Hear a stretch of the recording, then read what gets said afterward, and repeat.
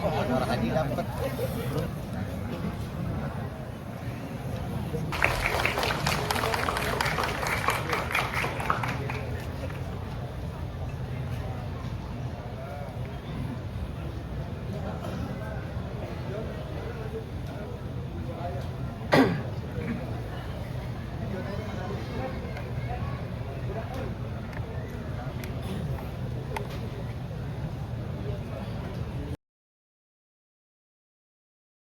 Alhamdulillah.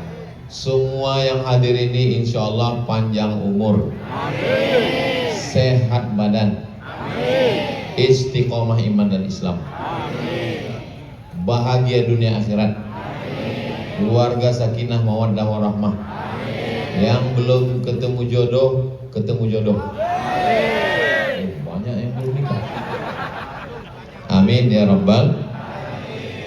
Yang sama kita hormati Bapak Konsul Jenderal Republik Indonesia, Duta Besar Bapak Yusron Ambari beserta seluruh jajaran, Bapak-bapak, Ibu, home staff, lokal staff, pegawai, karyawan, tentu saja yang saya cintai, saudara-saudara saya yang jauh dari ujung timur Indonesia sampai belahan barat. Tidak dapat saya sebutkan satu persatu. Semuanya insya Allah diberikan Allah kebaikan dunia dan di akhirat. Amin ya rabbal alamin. Bagi Bapak Ibu yang bekerja di Jeddah, di Riyadh, di Saudi Arabia, di Makkah, di Madinah, mungkin bagi kalian ya di sini ini biasa-biasa aja. Tapi bagi saya yang jauh di Sumatera sana, sangat ingin datang kemari. Maka yang pertama kali perlu, yang paling penting adalah, yang pertama adalah bersyukur. Berapa banyak orang yang mau sampai kemari, mau sampai ke Jeddah, mau sampai ke Makkah, mau sampai ke Madinah, hanya sekedar ngelihat di TikTok, hanya sekedar ngelihat gambar, tapi Bapak Ibu bisa sampai kemari, maka bersyukur dengan ucapan Alhamdulillahirabbil alamin. Ini modal yang paling pertama. Karena orang kalau dia tidak pernah bersyukur, dia selalu lawan daripada syukur adalah kufur. Pekerjaan yang menurut Bapak, menurut Ibu membosankan, bosan saya nih Pak Ustadz, itu adalah pekerjaan yang diidam-idamkan pengangguran. Betul? Istri yang menurut Bapak membosankan, itu adalah istri yang dinanti-nantikan jombloan sejati.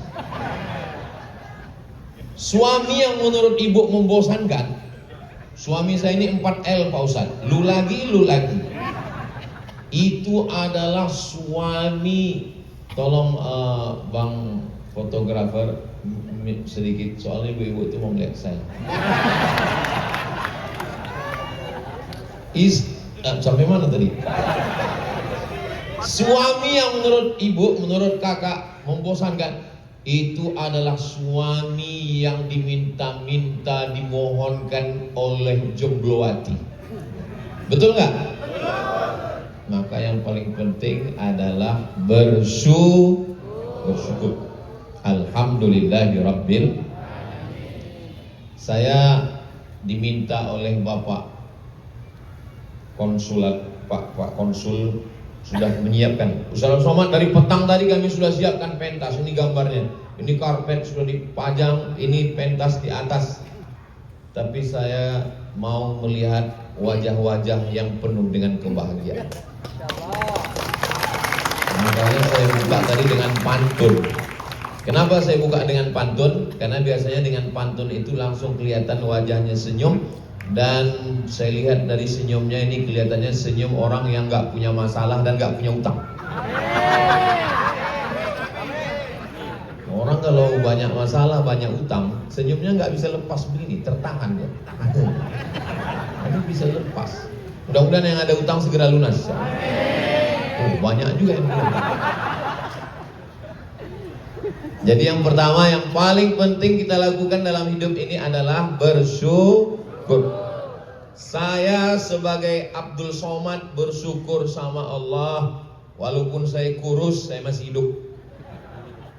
Saya bersyukur sama Allah, saya bisa ketemu dengan Pak Konsul, Pak Duta Besar. Sudah ambil foto tadi, mau update status nanti. Belum saya update sekarang. Kenapa? Orang Indonesia masih tidur. Saya sebagai Abdul Somad bersyukur sama Allah, saya masih diberi kesempatan bulan Januari, bulan Agustus saya bisa datang ke Tanah Suci. Saya bersyukur sama Allah, saya dijadikan Allah sebagai orang Indonesia. Saya bersyukur sama Allah. Kunci hidup ini kalau mau bahagia banyak-banyak bersyukur. Selalu saya syukuri nikmat Allah. Makanya ketika sedang berdoa di samping Ka'bah itu, melihat ke sebelah putih, lihat ke sebelah hitam, kita bersyukur coklat. Bersyukur kepada Allah. Tidak ada perbuatan yang paling ringan tapi pahalanya besar adalah bersyukur. Syukur itu bukan seperti tawaf keliling 7 putaran. Syukur itu bukan sa'i dari Safa dan Marwah. Syukur itu cukup dalam hati, bersyukur dengan lisan alhamdulillahirabbil alamin. Bersyukur dengan perbuatan, ya kita laksanakan semua perintah Allah, kita jauhi semua larangan Allah. Saya husnuzon, ini semua yang hadir ini semuanya orang baik-baik semua insyaallah. Amin. Yang pertama bersyukur. Yang mau Ustaz Somad sampaikan malam ini berapa? Yang mau saya sampaikan, saya kalau ceramah itu pakai poin-poin biar mudah ngingatnya. Yang mau saya sampaikan malam ini 5 poin. Kira-kira yang 5 ini bisa diingat? Belum saya sampaikan. Nanti kalau pulang ada yang nanya, Ustaz Somad ngomong apa tadi? Gak tahu. Ustaz Somad tadi malam ngomong 5. Apa yang 5 itu? Aku gak ingat. Yang pertama kata dia bersyukur. Yang kedua, di mana bumi dipijak, di situ langit dijunjung. Itu sebetulnya ada kelanjutannya kalau di kampung saya. Di mana bumi dipijak, di situ langit dijunjung. Di mana laki-laki bertanjak, di situ perempuan berkerudung. Jadi maksud di mana bumi dipijak, di situ langit dijunjung, ya sesuai dengan aturan budaya daerah masing-masing. Misalnya saya datang malam ini pakai celana jeans, pakai baju kaos, pakai helm. Kira-kira menurut ajaran Islam boleh apa nggak boleh? Ya boleh, apa salahnya? Saya datang pakai celana jeans, saya pakai kaos oblong, saya pakai helm. Terus saya tanya, "Hai guys." Boleh, nggak ada masalah. Secara fikih saya sudah menutup aurat. Tapi secara adat istiadat, secara etika itu tidak layak, itu nggak benar. Ini pasti jamaah berbisik. Ini kayaknya udah Ustaz Somad salah makan tadi. Maka saya batas kesopanan. Coba perhatikan video-video saya. Ada kadang ceramah saya itu saya pakai kain sarung terus selama 3 hari. Itu pasti ceramahnya di Madura. Karena saya dikasih tahu, Ustaz Somad, ini Pulau Madura, di sini yang namanya kiai, yang namanya lora, yang namanya ustadz mesti pakai sarung. Ya, saya pakai sarung. Walaupun di dalam tetap pakai celana. Ada saatnya saya pakai baju Melayu, pakai kain songket. Nah, itu berarti saya sedang di Malaysia, Sabah, Sarawak, Brunei Darussalam. Artinya apa? Kita sesuaikan dengan daerah sekitar. Saya tadi di Makkah. Kalau di Makkah saya pakai jubah. Makanya banyak yang lihat-lihat dia udah dekat mirip. Ustaz Somad ya, mirip saya. Tapi karena saya dikasih tahu Ustaz Somad nanti Ustaz mau ke Konsulat Jenderal. Jadi menurut saya pakaian yang pas untuk ke Konsulat Jenderal adalah pakaian seperti malam ini. Kira-kira cocok nggak? Nah, ada yang bilang ganteng. Kalau Tuhan menangkap banteng, bantengnya pakai permata. Kalau ada yang bilang ganteng, berarti perlu ganti kacamata. Jadi kita kebetulan sedang di Saudi Arabia, ya kita ikuti hukumnya, kita ikuti. Itu saya yakin walaupun beda antara Mesir dengan Saudi Arabia, antara Kairo dengan Jeddah, tapi ada beberapa, saya cerita secara umum bahwa saya juga pernah seperti kakak, seperti bapak, ibu sekalian berada di luar negeri. Saya di Mesir 98 sampai 2002. Habis itu saya di Maroko 2004 sampai 2006. Habis itu di Sudan daftar 2017, baru selesai 2019.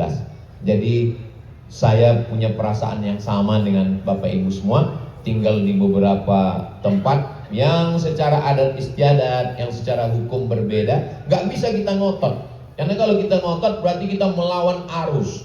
Melawan arus sama seperti orang yang melawan arus waktu tawaf, waktu sa'i.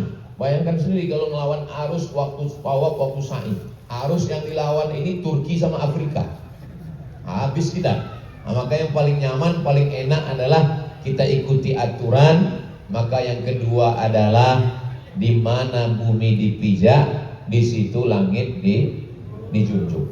Mudah-mudahan saya tidak sedang menceramai Bapak Ibu, saya sedang cerita tentang bagaimana saya dulu ketika sedang sekolah, sedang belajar. Berikutnya yang ketiga. Yang ketiga, saya juga dulu bukan hanya sekedar kuliah, saya juga dulu ketika sampai di Mesir tahun 298, tahun 2000 naik kapal laut 2 hari 2 malam. Dari Kairo naik bis ke terusan Suez 6 jam. Dari Suez kami naik kapal laut 2 hari 2 malam. Berhenti di Rabil pakai kain ihram. Dari Rabil lanjut ke Jeddah. Sampai di Jeddah namanya Haji Terjun Payung. Enggak ada hotel, enggak ada kamar, enggak ada restoran, enggak ada makan.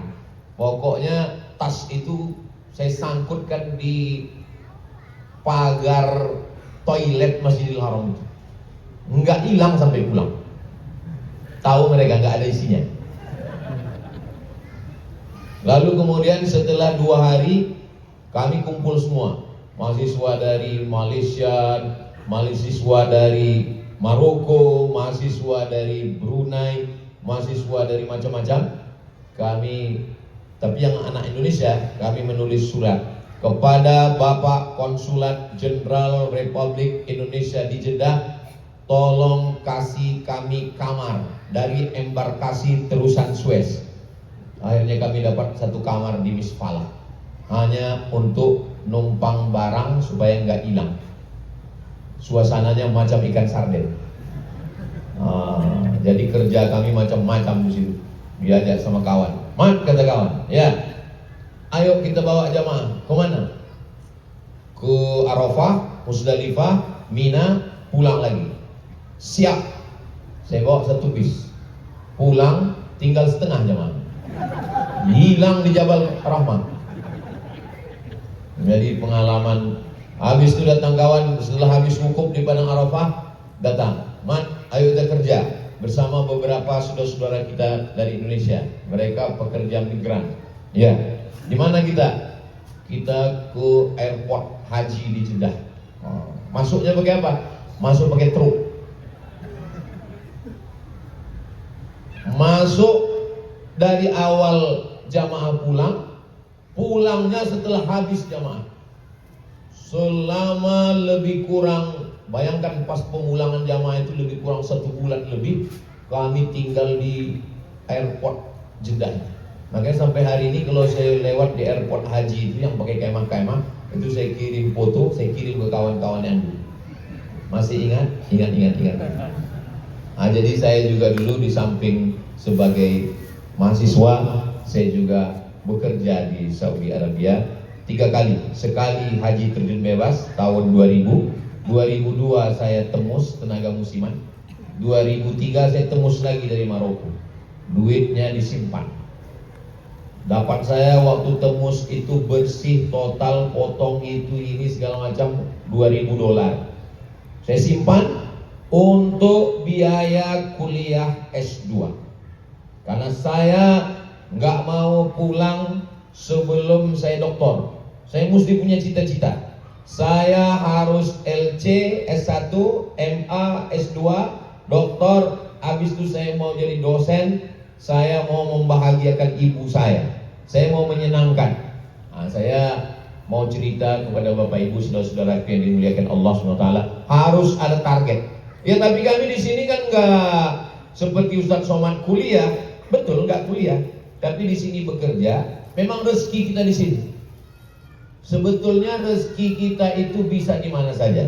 Allah SWT yang kasih. Innama amruhu iza arada syai'an ayyakula lahu kun fayakun.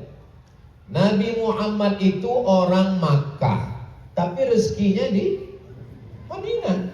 Sebetulnya kalau Allah mau kasih rezekinya di Makkah, bisa atau nggak bisa? Bisa. Wala saufa yu'tika rabbuka fatardah. Tapi Allah mau kasih tahu, orang yang paling dia cintai, yang paling hebat sekalipun, rezekinya diberikan di kota Al-Madinah.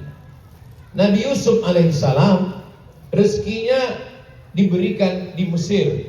Padahal kalau Allah mau, di tempat dia pun bisa. Tapi Allah mau kasih rezeki kamu di sini. Begitu juga dengan Bapak Ibu sekalian, ketika ternyata rezeki. Saya sangka handphone saya bunyi. Ketika rezekinya kebetulan diberikan Allah di Saudi Arabia, kemari ini menjemput rezeki, jangan sampai hilang sia-sia. Saya mau kita semua punya persiapan, disimpan, ditabung. Orang-orang tua dulu saya ingat almarhumah ibu saya, kalau dia dapat duit beli cincin, dapat duit beli gelang, dapat duit beli rantai. Kenapa? Karena nyimpan uang nilainya berkurang. Tapi kalau nyimpan emas, insya Allah harganya stabil bahkan naik. Apalagi harga emas sekarang mahal. Nah, maka Bapak Ibu yang punya duit simpan. Kenapa? Karena ada masanya kita menghadapi berbagai macam kesulitan. Saya dulu waktu mahasiswa nyimpan duit, lalu kemudian Bapak Ibu saya yakin dan percaya, ini kalau saya lihat dari tatapan matanya, ini orangnya berduit semua. Kelihatan hijau. Bapak Ibu yang dimuliakan Allah Subhanahu wa taala. Jadi kalau ada orang mengatakan, ini Pak Ustadz rezeki nanti pasti dijamin. Memang betul dijamin Allah SWT. Sama seperti jodoh. Kalau memang jodoh takkan kemana, tapi saingan di mana-mana. Nah, jadi memang betul kadang kata-kata itu. Kalau memang rezeki tidak akan berpindah, memang betul. Tapi kalau kita nggak ambil, dia akan pindah juga. Nah, maka kita ada berusaha untuk ini air ini memang sudah rezeki saya. Air 6 botol tambah 1 gelas, ini memang sudah rezeki untuk saya. Tapi kalau saya tidak berusaha untuk memegangnya dan menuangkannya ke mulut saya, bisa masuk? Nggak bisa. Saya buka mulut, nggak masuk. Ini memang kursi ini sudah ditakdirkan rezeki saya untuk duduk di sini. Tapi kalau saya tidak berusaha untuk duduk, nggak akan terjadi. Maka kita sampai kemari berusaha cari rezeki, dan setelah dapat simpan. Investasi, tapi hati-hati, investasi bodong banyak. Makanya nanti kalau ada kakak yang kebetulan kelihatan cincinnya banyak, gelangnya banyak, jangan marah. Itu berarti dia sedang mengamalkan pesan Ustadz Somad. Nah, kenapa cincinnya sampai 3? Kalau mau nunjuk KJRI di mana ya? Dia sedang mengamalkan ini. Karena kalau terjadi sesuatu, saya kalau ada orang nikah, itu saya kasih hadiahnya emas, walaupun nggak banyak, 1 gram, 2 gram, 3 gram, 5 gram, tergantung kedekatan hubungan keluarga. Kalau sepupu 5 gram, kalau tetangga jauh 1 gram. Kenapa Ustaz nggak kasih duit? Karena kalau kasih duit habis. Tapi kalau kita kasih emas kecil, walaupun kecil, dia akan simpan. Dia simpan. Untuk anak, untuk istri juga begitu, simpan. Budaya menabung. Karena sampai masanya, mungkin kita sakit, mungkin kita tua. Kalau langsung mati nggak apa-apa. Setengah mati ini yang bahaya. Ustaz Somad ini kurang tawakalnya sama Allah. Rezeki kita kan sudah dijamin Allah. Memang betul. Tapi akiluha wa atawakal am utliquha wa atawakal. Ini saya sedang naik onta nih, naik kuda nih. Saya tambatkan dulu atau saya lepaskan saja baru bertawakal. Kata Nabi, i'tilha, tambatkan, ikatkan baru bertawakal. Berusaha dapat uang, belikan ke emas, simpan tabungan, simpan. Jangan transfer semua ke kampung. Kirim ke suami, kirim ke suami, kirim ke suami, pas pulang-pulang saya nggak ada ngomong begitu ya. Saya nggak ada ngomong begitu. Nah, kita pikirkan. Banyak uang, dapat duit, beli kulkas 3 pintu. Pas mau dipasang, listrik belum masuk. Akhirnya kulkas jadi lemari. Dapat uang, dapat duit, DP mobil. Pulang kampung, lihat orang kampung, sudah punya mobil. Bunyi klaksonnya, kredit. Tanggal 30, asam lambung naik. 31, darah tinggi. Tanggal 1 baru tenang. Jadi kita usahakan untuk tidak konsumtif. Saya ketika pulang, jangan kakak, jangan bapak ibu bayangkan, saya pulang dari Mesir, dari Maroko, lalu kemudian disambut dengan bunga-bunga, karpet merah, tola al-badru alaina. Enggak begitu, Besti. Saya pulang penuh dengan perjuangan. Jadi datanglah jamaah. Jamaah ngasih uang. Ustaz Somad, ini ada uang 50 juta. Untuk apa, saya bilang? Kami lihat mobil Ustaz jelek sekali. Hilang harga diri Ustaz. Jadi ini untuk DP, nanti Ustaz beli mobil yang baru. Saya bilang, pisang emas buat berlayar, masak sebiji dalam peti. Hutang emas dapat dibayar, hutang budi dibawa mati. Terus maksudnya Pak Ustaz, ambillah duit kalian. Saya tidak mau tersandra. Karena kalau saya ambil uang ini, pas hubungan kita baik, kita insya Allah baik. Tapi nanti kalau hubungan kita jelek, kalian undang saya nggak mau datang. Nanti kalian ungkit-ungkit, kalian ungkap-ungkap. Kemarin udah kasih DP kan? Paling nggak enak kita kalau sudah termakan mata kail pancing. Betul? Saya mau hidup bebas, tidak tersandra, tidak teraniaya, tidak terkekang dengan apapun. Oh kalau gitu Ustaz nggak mau terikat, saya tetap ikat, ikatan pernikahan. Tapi untuk diikat orang, untuk ditambat orang saya nggak mau. Apalagi sampai turutang budi. Ini saya tidak mengatakan saya orangnya bersih, steril, enggak. Saya cuma mau berbagi cerita bahwa lebih baik kita mengatur hidup kita sendiri daripada kita diatur-atur orang. Betul?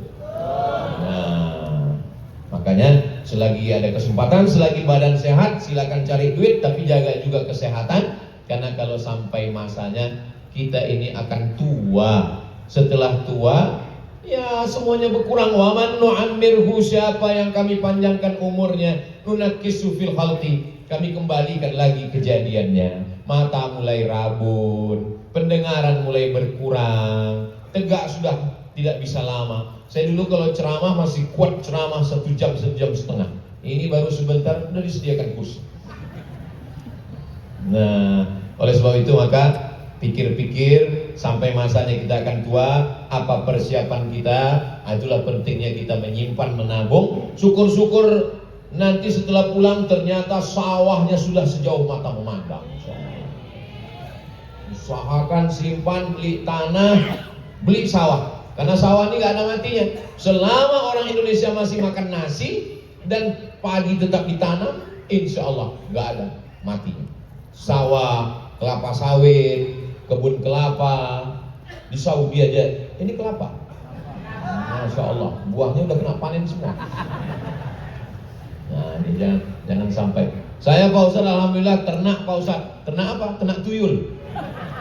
Jangan. Ternak puyuh, ternak lele, dibagi hasil mudharabah. Saya Pak Ustaz takut nanti kalau bagi hasil hilang, dilarikan orang, investasi bodong. Saya hanya simpan di bank, nggak apa-apa. Simpan di bank syariah.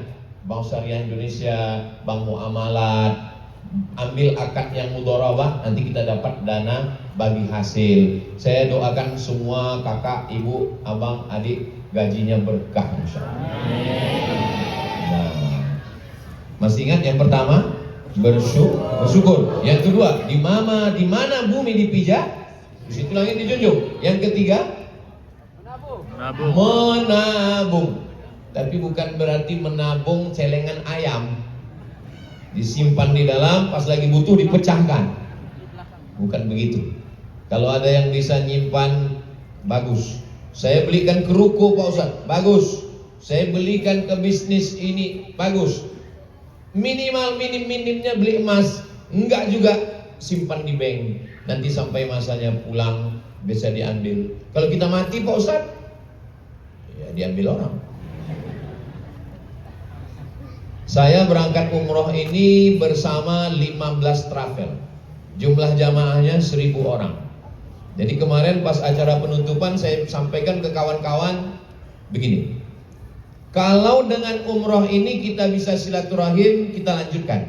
Tapi kalau gara-gara umroh ini hubungan kita rusak, kita hentikan. Jangan sampai kamu kelahi sama Somad, kenapa? Gara-gara umroh. Saya nggak mau.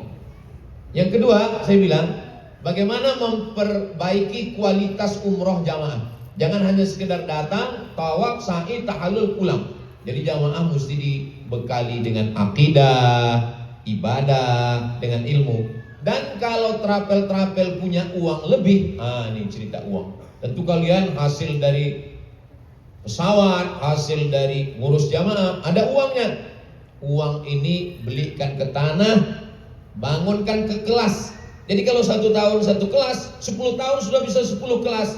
Bisa punya rumah Quran, punya TK Quran, pendidikan, sehingga umat ini menjadi baik. Jadi saya tidak hanya ceramah tentang nyimpan ini hanya kepada bapak ibu pekerja, tapi juga kepada kawan-kawan saya, sahabat saya. Memang saya selalu menyampaikan begitu. Supaya apa? Supaya jangan sampai kita kehilangan. Kita diajarkan dari Rukun Yamani ke Hajar Aswad itu diajarkan doanya Rabbana atina fid dunya hasanah wa fil akhirati hasanah wa qina azabannar. Jadi kalau ada orang mengatakan, saya nggak penting nabung-nabung itu Pak Ustaz, nggak penting nyimpan-nyimpan itu, yang penting akhirat. Terus kau hidup di mana? Di dunia kan? Nah, maka kita penting dunia dulu. Karena Allah mengatakan Rabbana atina fid dunya hasanah wa fil akhirati hasanah wa qina azabannar. Nah ini. Oh ini nabung ini rusak tauhid kita Pak Ustaz. Masih ingat Nabi Yusuf alaihissalam? Bagaimana Nabi Yusuf? Dia bermimpi, ternyata takwil mimpinya adalah nanti akan datang masa paceklik, masa kering kerontang, di tepi sungai Nil gandum tidak akan tumbuh lagi. Maka dia suruh menanam gandum dan menabung sampai masanya musim paceklik, musim kering, tabungan tetap ada untuk makan. Jangan sampai kita mati meninggalkan anak cucu yang lemah. Datang seorang sahabat, ya Rasulullah, semua harta saya ini ambil. Kata Nabi, nggak boleh semua harta kita serahkan fisabilillah. Anta da'a warathataka aghniya, kau tinggalkan anakmu, istrimu dalam keadaan mampu, dalam keadaan mapan, khairun, lebih baik min anta da'ahum, daripada kau tinggalkan mereka alatan, dalam keadaan miskin, yatakaffafuna 'alan nas, minta-minta kepada manusia. Jadi paling enggak dia punya itu. Makanya dalam Islam ada meninggalkan harta warisan. Saya doakan yang belum menikah, yang masih bujangan, yang masih anak muda, mudah-mudahan nanti dapat istri, anak tunggal, orang kaya, bapaknya sudah di ruang ICU. Amin. Yang semangat yang udah nikah. Kamu kan orangnya ganteng. Iya. Banyak dulu yang mau sama kamu. Ya Pak Ustaz, saya ini playboy cap tupai Pak Ustaz. Lompat sana, lompat sini. Terus kenapa menikah sama yang itu? Soalnya masa depannya jelas Pak Ustaz. Apa masa depannya? Cincinnya 5, gelamnya banyak. Nah, makanya perempuan itu dinikahi karena 4. Tungkahul mar'atu li 4. Perempuan dinikahi karena 4. Pertama, 5 liha, karena hartanya. sugih tenang. Kenapa perempuan ini nikahi? Karena kaya raya. Sampai kalau dia senyum, giginya emas semua. Itulah senyum terindah. Saya Pak Ustadz kalau ngelihat dia itu Masya Allah. Gimana perasaanmu? Rasanya mau menafkahi dia Pak Ustadz.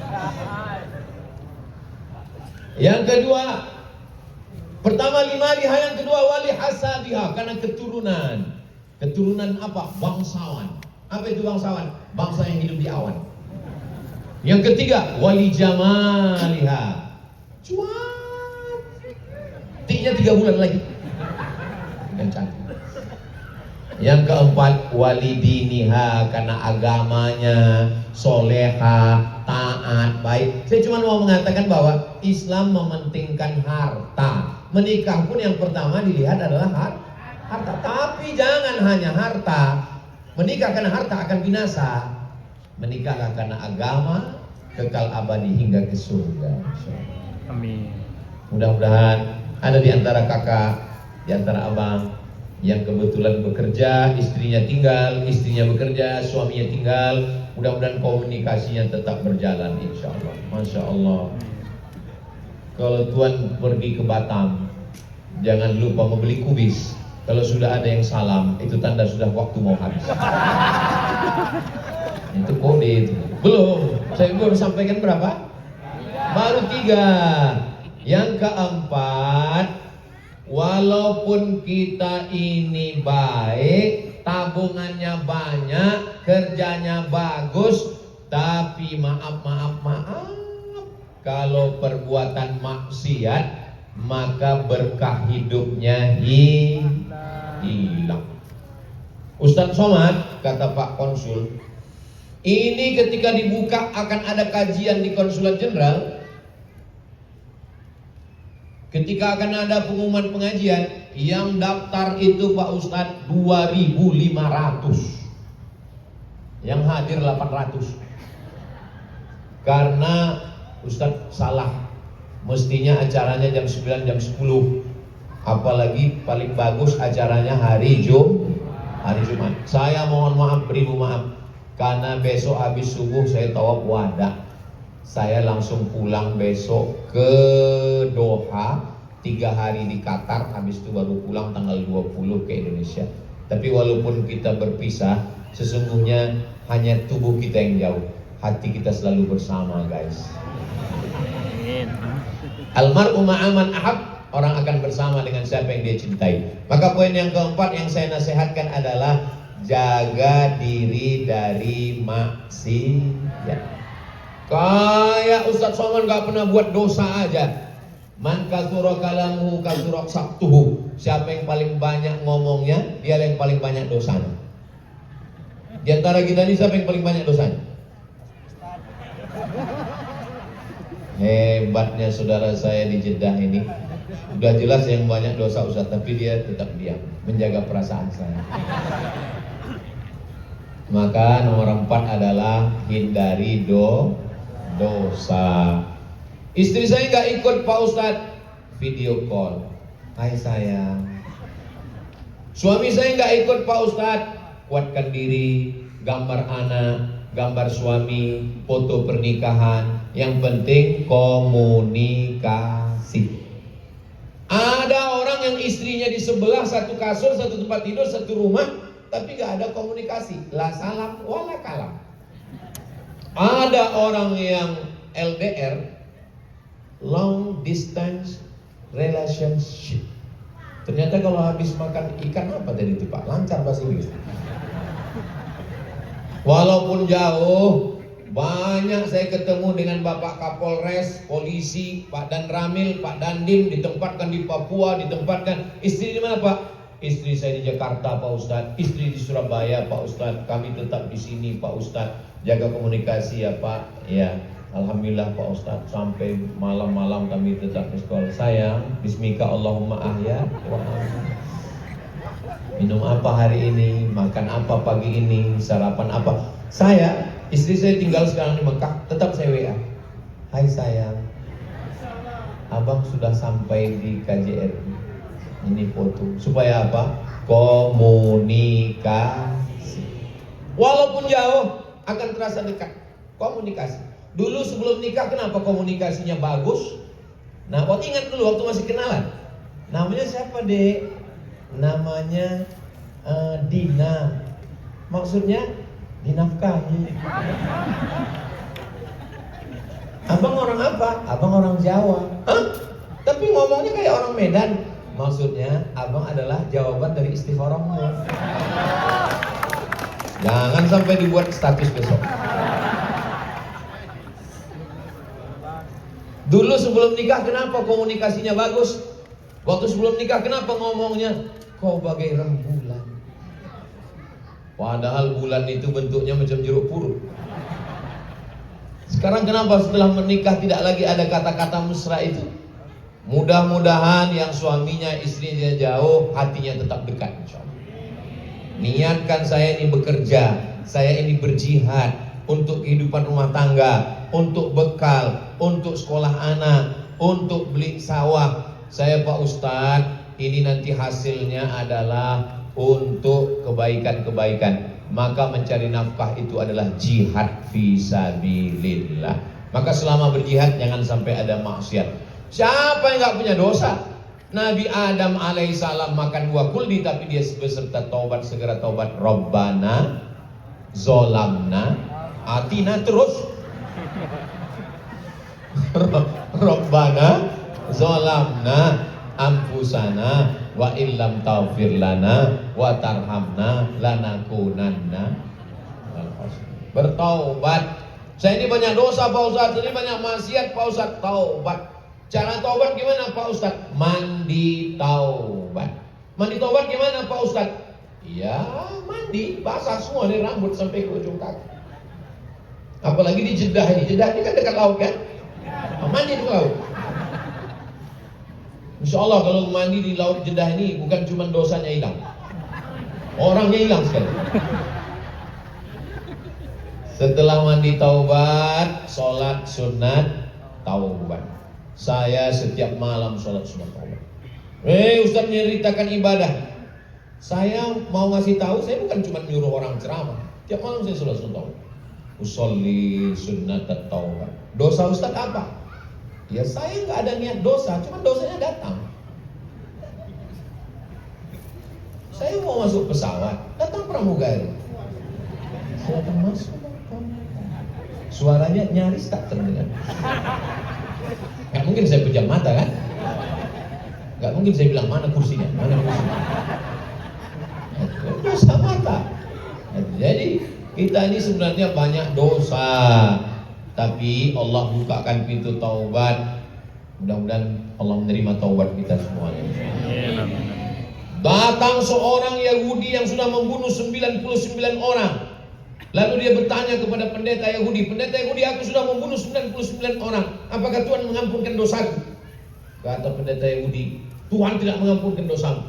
Dia cabut pisaunya, kalau begitu kau yang ke-100. Dalam Islam, innallaha la yaghfiru ayyushraka bihi. Allah tidak mengampunkan dosa syirik. Wa yaghfiru ma duna dzalika liman yasha. Allah mengampunkan dosa selain pada itu. Mudah-mudahan Allah mengampunkan dosa-dosa saya, dosa abang, dosa kakak, dosa kita semua. Saya berangkat dari Maroko sampai di Jeddah.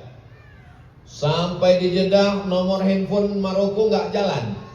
Saya pergi ke Cornes, beli nomor. Sampai di Cornes nyari-nyari nomor, pas mau pulang, ngelihat di Masjid Kisos ada mobil pemadam sama ambulan. Mat, kata kawan, ya. Ini berarti ada pancong ini. Ayo nengok, ayo saya bilang. Pancong pertama dari Pakistan bawa narkoba, pancong tengkuknya. Putus kepala yang gelinding, muncrat darah seperti keluar dari Islam. Saya lihat. Yang kedua dari Nigeria bawa narkoba juga, pancong lagi. Putus. Yang ketiga dari Saudi Arabia membunuh. Pas mau dipancung jatuh dia, 2 kali jatuh, gak jadi dipancung. Dimaafkan sama keluarga yang terbunuh. Pulang dari situ kami naik taksi, supirnya orang Yaman.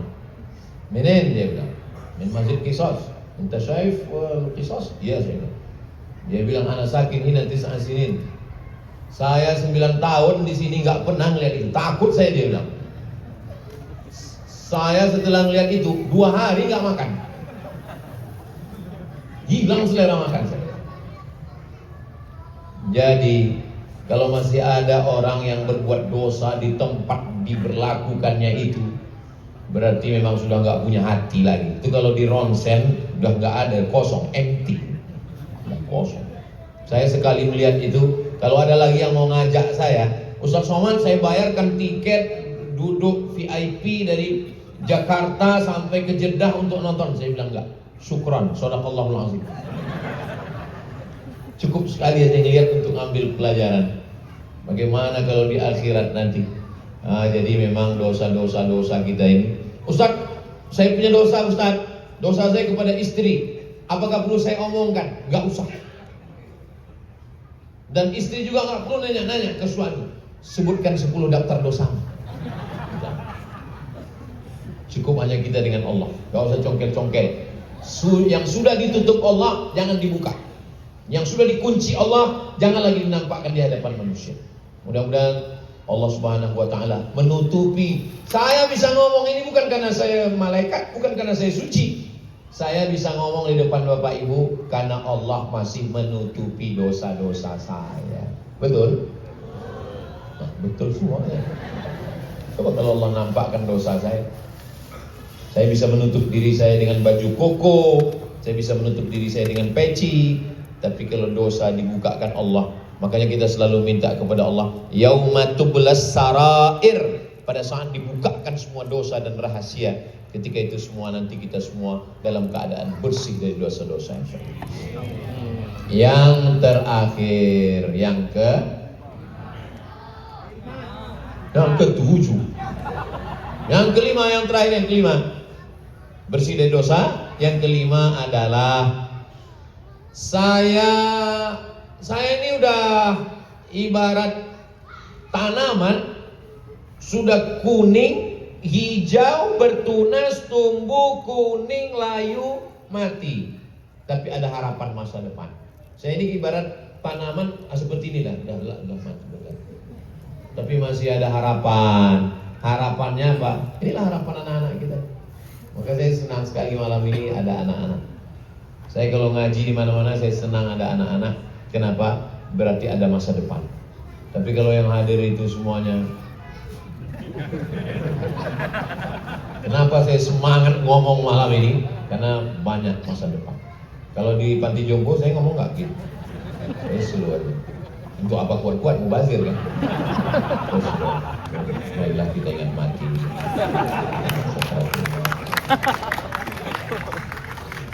Harapan kita adalah anak. Mudah-mudahan yang belum punya anak segera punya anak. Ustaz Somad, umur saya sudah 40, saya belum punya anak Pak Ustaz. Berapa umurnya? 40. Kenapa belum punya anak? Belum nikah Pak Ustaz. Ya nikah nggak mungkin belum punya anak. Emangnya bisa pakai bluetooth? Nah, yang sudah punya anak, jaga anaknya. Saya anak pertama, adik saya anak kedua. Kami cuma berdua. Saya keluarga saya cuma berdua. Saya dan adik saya. Tiba-tiba saya lulus dapat beasiswa ke Mesir. Saya laki-laki, adik saya laki-laki, nggak ada anak perempuan. Ibu saya berterima kasih ke ibu saya, almarhumah, 2019 meninggal. Tadi waktu umroh, labbaik Allahumma umroh an hajjah rohana. Saya umrohkan almarhumah ibu saya karena saya berterima kasih kepada beliau. Dia lepas saya terbang jauh ke Mesir, dari Riau ke Jakarta, dari Jakarta ke Kairo. 4 tahun gak pernah pulang Pak. 98, 99, 2000, 2001, 2002 gak pulang. Ustaz belajarnya serius. Tiket mahal. Bukan belajar serius. Gak pernah pulang sih dulu.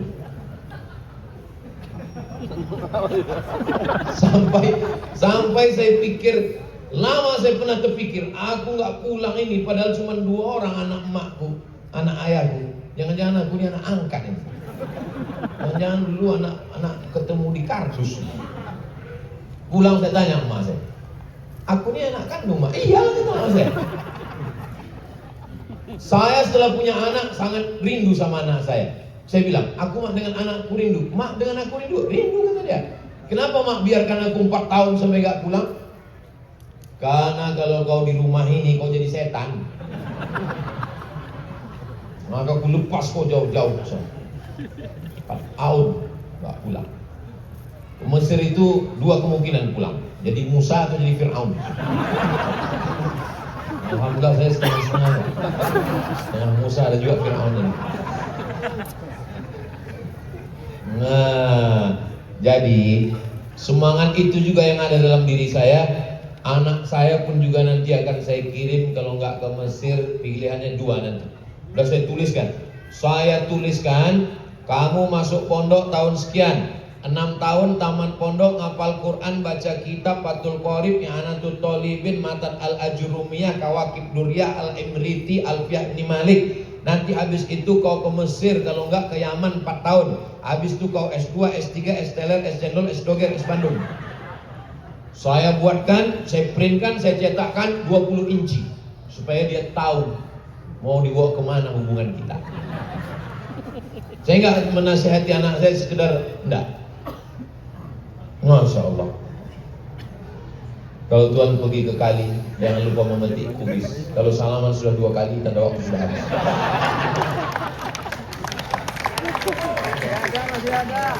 Makanya kalau ada anak bapak yang dapat beasiswa ke UII Jogja, dapat beasiswa ke USU Sumatera Utara, dapat beasiswa ke UNPAD Pajajaran, dapat beasiswa ke Undip Diponegoro, dapat beasiswa ke UMI Universitas Makassar, Muslimin Indonesia, maka serahkan dia ke lembaga pendidikan. Untuk apa sekolah tinggi-tinggi Pak Ustadz? Insya Allah, Allah tidak akan menyia-nyiakan. Allah akan menjadikan anak bapak ibu semuanya anak-anak yang baik, anak-anak yang sukses dunia akhirat. Jangan sampai anak-anak kita. Harapan saya tinggal kepada anak-anak. Maka anak-anak ini pendidikannya mesti baik. Maka masukkan ke sekolah TK, SD, SMP, SMA. Habis itu silakan dia kuliah. Saya waktu daftar S3, umur emak saya sudah hampir 70. Tahun 2017.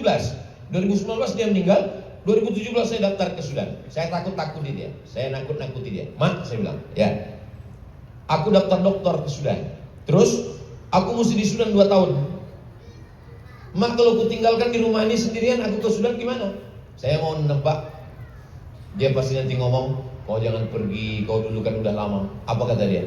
Silakan kau selesaikan dokter kau ke Sudan, aku mati di sini nggak apa-apa. Jadi kalau ada orang mengatakan, Ustaz kenapa tegar kuat? Di balik seorang laki-laki yang tegar, ada 2 perempuan yang luar biasa. Apa itu? Jangan tepuk tangan dulu, belum saya sebutkan.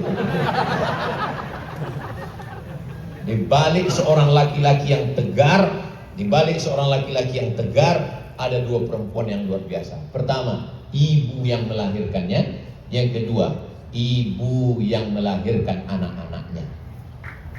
Itulah. Hebatnya di KJRI ini, tepuk tangan itu mesti dikomando dari depan. Ada pusat body itu yang lain. Jadi kalau anak ibu nanti setelah lulus dari sekolah di Jeddah, dapat beasiswa ke manapun, ke Jepang, ke Korea, kira-kira dilepas atau ditahan? Dari bunyinya sepertinya nggak ikhlas melepas. Memang ibu-ibu melepas anak. Bapak enak aja ngomong, jangan nangis. Lebih baik kamu nangis sekarang daripada anak kita nanti susah, melarat, jahat, bandel. Biarkan dia lepas.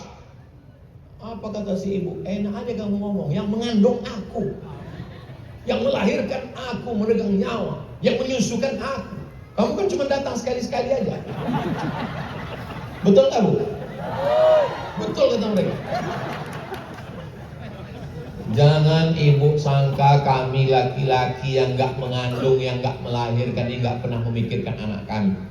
Saya memang nggak pernah mengandung, saya nggak pernah melahirkan, saya nggak pernah menyusukan. Pernah saya coba, anak saya nggak mau. Pernah saya letakkan, nggak mau. Tapi bu, ibu mengandung anak itu di sini, kami mengandung anak di sini. Betul nggak pak? Lihat balasan mereka. Kami memikirkan anak-anak kami. Cuman memang laki-laki ini nggak bicara. Laki-laki itu nggak berkata-kata, langsung mati aja.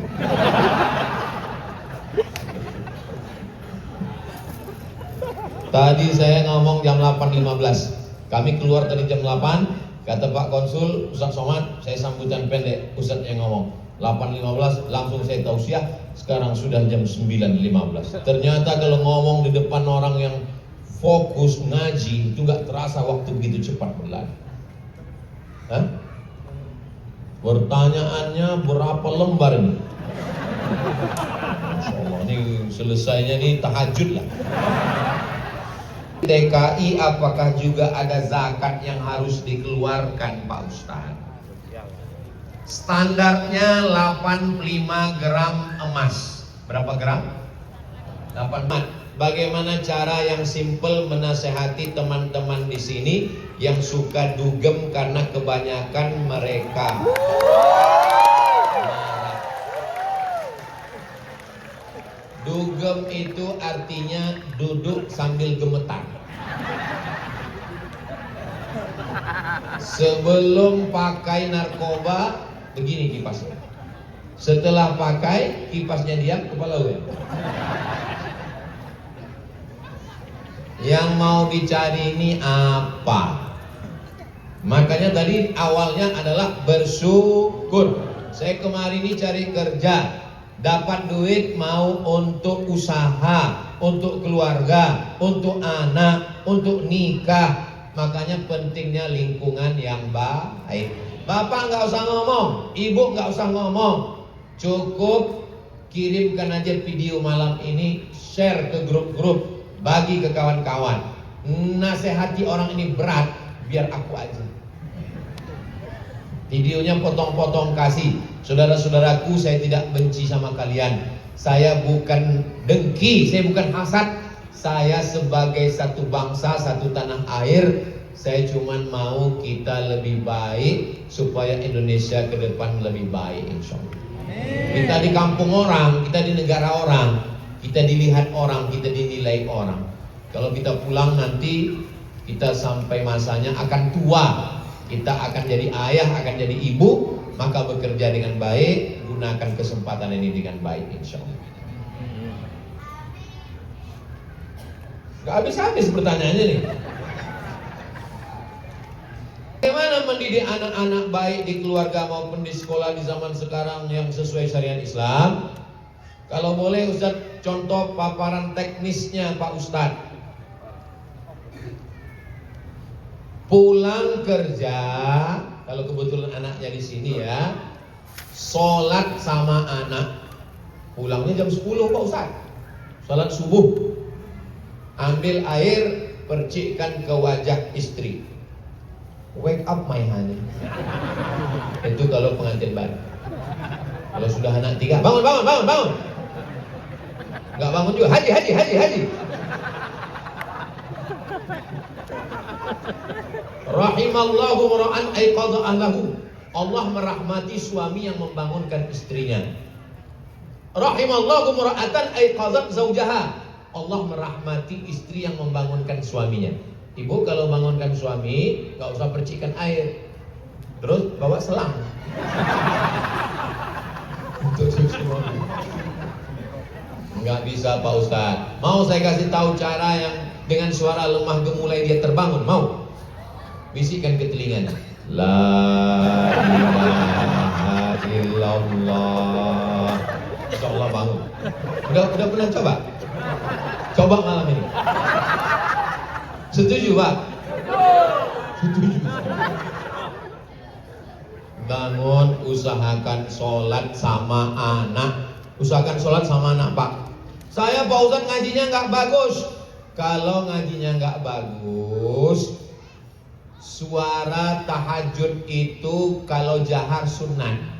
Kalau dibaca sir boleh. Jadi modal imam tahajud pertama takbir aja dulu. Allahu Akbar.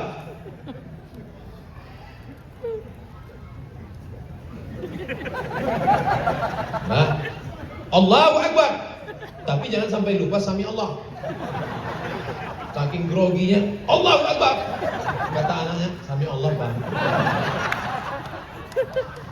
Nah, nanti sudah agak-agak lama baru latihan Al-Fatihah. Alhamdulillahirabbil alamin. Masya Allah, kata suaminya. Ini kayaknya lip sync nih. Nah, sholat sama anak sama istri. Yang kedua, dengarkan hafalan anak. Di mana sekolahnya? Di Sekolah Konsulat Jenderal Republik Indonesia. Sini. Sudah sampai mana bacaannya? Sudah sampai Amayata Sa'alun Pak. Ya sebentar ya, ada miss call nih masuk. Sebentar. Padahal mau buka Quran digital. Jangan sampai mendengar hafalan anak tanpa buka Quran. Soalnya kalau dia macet, kita nggak bisa neruskan, ketahuan. Nah, udah baca. Amma yatasaalun 'anil naba'il 'azim alladzi hum fihi mukhtalifun kalla saya'lamun thumma kalla saya'lamun. Ini siapa yang WA? Pada tengok. Nah, sholat bersama, kemudian dengarkan hafalan anak, buat kuis-kuis tentang ajaran agama Islam. Anak-anak kita ini bukan mau ceramah, anak kita ini mau keteladanan. Jangan Bapak Ibu bayangkan mentang-mentang saya ustadz lalu saya dengan anak saya ceramah. Nggak bisa gitu. Nggak bisa saya panggil anak saya Hazik, Sami, Sadim sini. Ya ayyuhalladzina amanu. Nggak bisa. Hari kosong bawa jalan. Tapi kami jauh, bagi yang ada di Jeddah. Bagi yang jauh, kalau keluarganya jauh, video call. Apa kabar? Gimana keadaan sekarang? Gimana sekolahnya? Gimana ujiannya? Ponakan saya, anak adik saya sekarang di Kairo, tingkat 1.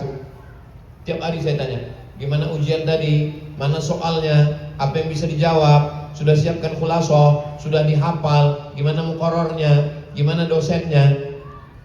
Kenapa? Ada perhatian. Walaupun jauh. Jadi jangan pernah putus komunikasi. Yang terakhir, Rabbana atina fid dunya hasanah wa fil akhirati hasanah wa qina adzabannar. Wassallallahu ala sayyidina Muhammad wa ala alihi wa sahbihi wasallam. Walhamdulillah.